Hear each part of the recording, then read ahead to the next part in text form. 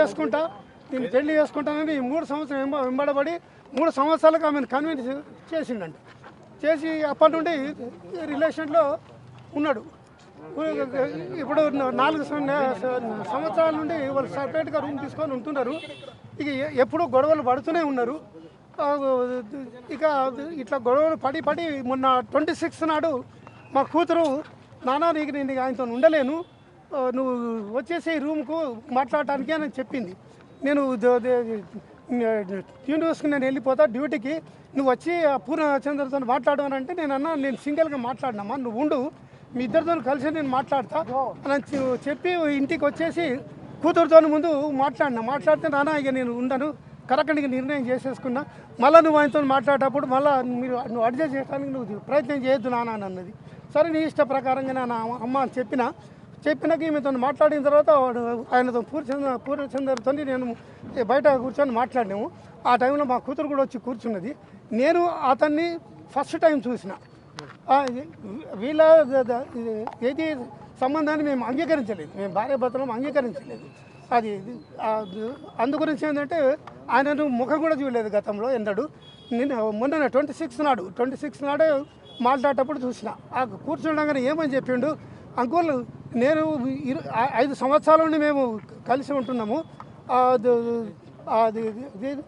మేము కలిసి ఉంటున్నప్పటికీ కూడా ఏంటంటే మధ్యలో గొడవలు అవుతూ ఉన్నాయి, ఇక ఇప్పుడు మేము కలిసి ఉండలేము అని చెప్పిండు. ఏ రకమైన గొడవ జరుగుతుంది అంకుల్? ఏ రకమైన గొడవలు చేస్తున్నది? ఇక వాళ్ళు ఏం గొడవలు చేసుకుంటున్నారో మనకు అర్థం కావు, చెప్పరు మనకు. గొడవలు మాత్రం జరుగుతున్నాయి. ఏ విషయంలో అనేది వాళ్ళకి స్పష్టంగా చెప్పలేదు. కొంతకాలము మా బిడ్డ కూడా మాతో మాట్లాడకుండా ఉన్నాము, ధైర్యంగానే ఉన్నాము. మా బిడ్డను మాత్రం కేర్ఫుల్గా చూసుకోవాలని బ్యాక్ నుండి చూస్తూ ఉన్నాం. ఎందుకంటే టీవీలలో అంతటా పేపర్లలో డైలీ న్యూస్ చూసి మా గుండె అంతా అవిసైపోతున్నది. మరి వాడు ఏమైనా చేస్తాడేమో బిడ్డను అని చెప్పేసి మాకు ఆందోళన కలిగింది. దాంతో ఏంటంటే ఎప్పుడు కంటికి రెప్పలాగా చూసుకుంటూనే ఉన్నాం మా బిడ్డతో. అయితే బిడ్డని ఏంటంటే మరి మేము వాళ్ళ వాళ్ళ అమ్మనాలతో వాళ్ళు మాట్లాడతామంటే లేదు నాన్న నేనే మెయింటైన్ చేసుకుంటా, మీరు మాట్లాడుతానంటే నేను ఆత్మహత్య చేసుకుంటాను అన్నది. బిడ్డని ఆత్మహత్య చేసుకోవడం మాకు చూడలేము, నువ్వు ఎట్లనే ఉంటూ నువ్వు బతికుంటే చాలు, నిన్ను వెనకకెళ్ళి మేము చూసుకుంటుంటాం బిడ్డని. మేము వాళ్ళది ఎవరిని కూడా టచ్ చేయలేదు, వాళ్ళ జోలికే వెళ్ళలేదు. అదంతా ఇది 4 సంవత్సరాల నుండి సపరేట్ రూమ్ తీసుకొని ఉన్నారు. ఇక మొన్న 26 నాడు ఇట్లా మాట్లాడుకున్న తర్వాత ఇక నేను మాట్లాడేసేసి వెళ్ళిపోయిన తర్వాత మాతో మాట్లాడి ఆమె డ్యూటీకి వెళ్ళింది. డ్యూటీలో మేము న్యూస్ కూడా చూస్తున్నాము, ముఖం ఫేస్లో ఏమి విచారం ఉన్నట్టు కనవలేదు. మళ్ళీ నేను మా మనవరాలను కూడా అడిగిన, బిడ్డ ఎట్లా ఉన్నది అమ్మానని అడిగితే అమ్మ హ్యాపీగానే ఉన్నది తాతయ్య, ఇక వాని పీడ విరుగుడు అయిపోయింది అనేది పాప కూడా అన్నది. ఇక మళ్ళీ నిన్న మార్నింగ్ పాపను స్కూల్కి పంపించేసింది.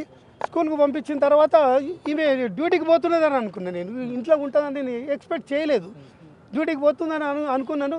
పాప అన్నది తాతయ్య నువ్వే వచ్చి తీసుకురా నన్ను స్కూల్కి వెళ్ళంటే నేనే పోయి 2:40కి నేనే స్కూల్కి వెళ్ళి పాపని ఇంటికి తీసుకొని వచ్చేసిన. ఇంటికి వచ్చే వరకు 4 అయింది.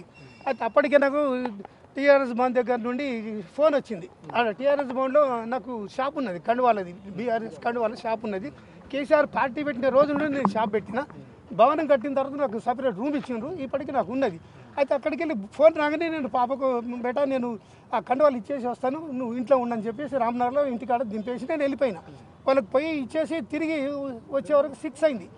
6 కాగానే తాతయ్య నాకు స్టేషనరీ కావాలా, వాళ్ళ క్లాస్మేట్ది క్లోజ్ ఫ్రెండ్ది 29th నాడు బర్త్డే ఉన్నది, తాతయ్య నాకు బర్త్డే గిఫ్ట్లు కొనియాలంటే ఆమెను తీసుకొని తార్నాక అక్కడ పెద్ద బుక్ షాప్ ఉంటుంది తార్నాకలో బ్రిడ్జ్ దాటగానే అక్కడికి వెళ్ళి అవి కావాల్సిన మెటీరియల్ కొనిచ్చుకొని షాపు నుండి డైరెక్ట్గా ఇంటికి వచ్చేసినాం.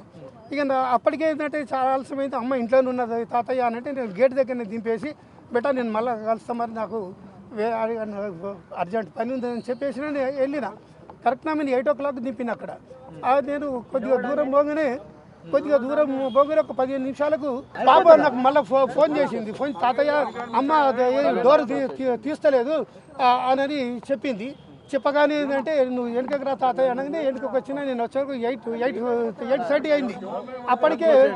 అప్పటికే అంటే ఇక నేను వచ్చే వరకే కింద ఉండే వాచ్మెన్ వాళ్ళు పైకి వచ్చిండ్రు. పైకి వచ్చిన తర్వాత వాళ్ళు దొబ్బుతే ట్రై చేయలేదు. కాకుండా ఉంటే 2 యువకులు ఉంటే అట్లనే రెంట్కుండే వాళ్ళు పిలిస్తే వాళ్ళు వచ్చి డోర్ను బలంగా గుద్దితే లోపల బోల్టు ఇరిగిపోయి డోర్ తెరుచుకునేది. డోర్ తెరుచుకునే వాళ్ళు బయటకు వెళ్ళి అవి లోపలే డోర్ పెట్టుకోలేదు. బయటకు వెళ్ళి చూడగానే శవం వేలాడుతున్నది అని వాళ్ళు భయానికి బయట ఉన్నారు. అప్పటికే నేను 8:30కి నేను కరెక్ట్గా వచ్చినా నేను పోగానే చూసే వరకు శవం వేలాడుతున్నది. అసలు ఊహ కూడా ఊహించలేదు అట్లా చేసుకుంటుందని, ఆలోచించలేదు. అట్లా గిట్లా కొద్దిగా అనుమానం వచ్చినా కానీ జాగ్రత్తలు తీసుకొని కాపాడుకునేవాడిని బిడ్డను.